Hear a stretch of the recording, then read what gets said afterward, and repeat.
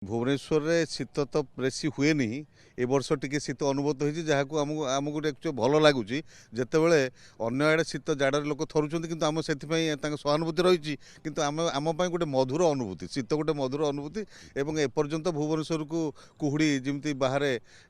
आच्छन्न कर रखुच से भाया कुहुड़ी पाग आसी ना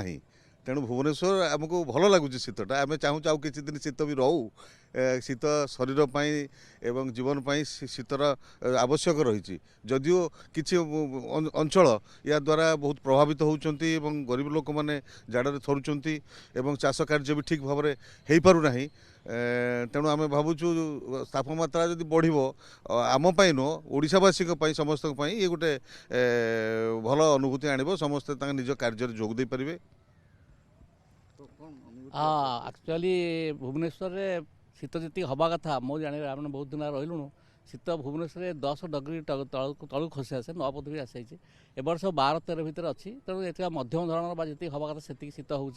शीतटा रहा बेले आम समस्त अनुभव कर खुशी अनुभव कर कारण शीत रही वर्षार आगमन शीघ्र हम तेणु जी कौड़ी हवा कथा समय आसी बोधे आप जहाँ कहले से बाष्प आसी ना तेणु कौड़ी बहुत संभावना डेरी अच्छी कि जहाँ शीत ठीक अच्छी समस्त खुशी अच्छे बहुत सुखद अनुभूति भुवनेश्वर रे आमे जानी को it is hot hotter hottest किंतु एथर शीत आसापी खूब आनंद लगुच पार्क भिड़ जमुची भल लगुच।